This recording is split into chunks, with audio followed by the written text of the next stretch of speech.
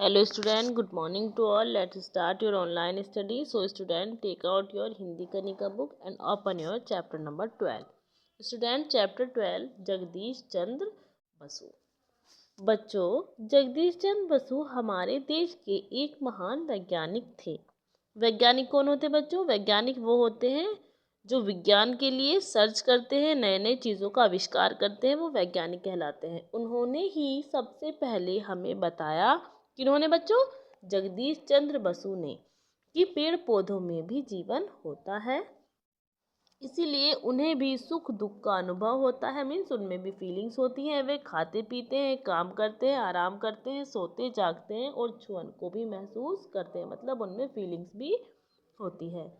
जगदीश चंद्र बसु का जन्म 30 नवंबर 1858 को ढाका जिले में विक्रमपुर कस्बे के निकट राड़ीखाल गांव में हुआ था। बच्चों, ये क्षेत्र अब बांग्लादेश में है। स्वतंत्रता से पहले ये हमारे देश का ही अंग था।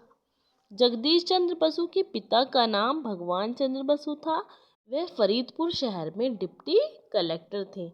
उनकी माता का स्वभाव बहुत अच्छा था। वह उनकी सभी मित्रों को अपने पुत्र के समान प्यार करती थी और उन्हें बड़े प्रेम से खिलाती पिलाती थी।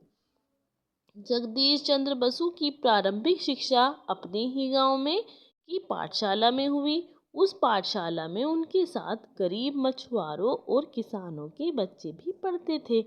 ऐसे बच्चों के साथ पढ़ने और खेलने का यह परिणाम हुआ कि बालक जगदीश के मन में शुरू से ही सबके प्रति प्रेम का भाव पैदा हो गया। मतलब वो सबसे प्रेम के साथ रहते थे और उनके मन में ऊंच नीच की भावना कभी भी नहीं आई। मतलब वो सबको एक समान समझते थे। जहाँ बसु का परिवार रहता था वहाँ का प्राकृतिक परिवेश बहुत अच्छा था। चारों ओर खूब पेड़ पौधे और हरियाली थी। इससे उनके मन में पेड़ पौधों और जीव जंतु के प्रति लगाव पैदा हो गया। जगदीश चंद्र बसु शुरू से ही विज्ञान में रुचि लेने लगे थे। आगे चलकर विज्ञान में उनकी रुचि बढ़ती ही गई।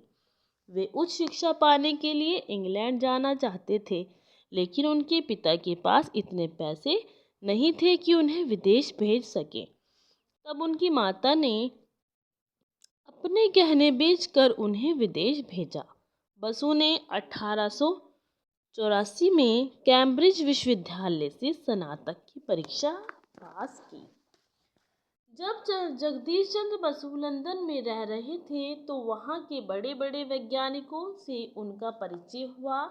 इससे उन्हें अपना ज्ञान बढ़ाने में बहुत मदद मिली। भारत लौटने के बाद वे प्रेसिडेंस कॉलेज कोलकाता में भौतिक विज्ञान के प्रोफेसर बन गए। उन दिनों उनके पास पैसे की कमी थी, फिर भी वे शोध कार्य में लगे रहे, अपने प्रैक्टिकल वगैरह वो करते रहे। बसु ने पेड़ पौधों पर वैज्ञानिक प्रयोग करने शुरू कर दिए। उन्होंने सिद्ध किया कि पेड़ पौधों में भी हमारी तरह जीवन होता है। उन्होंने फ्रांस देश के पेरिस नगर में एक भाषण दिया और जंतुओं तथा वनस्पतियों में, बच्चों वनस्पति किसे कहते हैं? शाक सब्जी पेड़ पौधे जो होते हैं उन्हें वनस्पति कहते हैं। तो उन्होंने वनस्पति में समानता सिद्ध की। उन्होंने क्रेस्कोग्राफ नामक यंत्र बनाया जो पेड़ पौधों की संवेदन शक्ति को दर्शाता था। विदेशों में उनकी इस खोज का बड़ा सम्मान हुआ। बच्चों संवेदन शक्ति किसे कहते हैं? संवेदन शक्ति कहते हैं महसूस करने की ताकत। तो वो जो थे वो उन्होंने क्या किया? संवेदन शक्ति को दर्शाया पेड़ पौधों की, और विदेशों में उनकी इस खोज का बहुत ज़्यादा सम्मान हुआ। अनेक देशों के वैज्ञानिकों ने उन्हें अपने यहाँ भाषण देने के लिए बुलाया। उन्होंने अमेरिका, इंग्लैंड, ऑस्ट्रिया, जापान आदि देशों में अपनी खोज के भाषण दिए। जगदीश चंद्र बसु 57 वर्ष की अवस्था में प्रेसिडेंट से सेवानिवृत्त हुए। तब उन्होंने विज्ञान को बढ़ावा देने के लिए 5 लाख रुपए लगाकर बसु विज्ञान मंदिर की स्थापना की। अपनी वसीयत में भी उन्होंने बसु विज्ञान मंदिर को 17 लाख रुपए दिए। जगदीश चंद्र बसु भारत के ही नहीं बल्कि संसार के महान वैज्ञानिकों में से एक थे। वे आजीवन विज्ञान की सेवा करते रहे। वे स्वयं निसंतान थे, उनकी कोई औलाद नहीं थी, लेकिन अपने शिष्यों को पुत्र की तरह प्यार करते थे।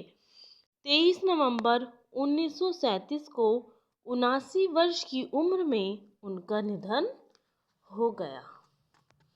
स्टूडेंट्स, ये थे हमारे महान वैज्ञानिक जगदीश चंद्र बसु, जिन्होंने अपने पूरी ही लाइफ, अपना पूरा ही जीवन लोगों को समर्पित कर दिया और उन्होंने हमें एक अमूल्य चीज़ दी और अपनी प्रसिद्धि से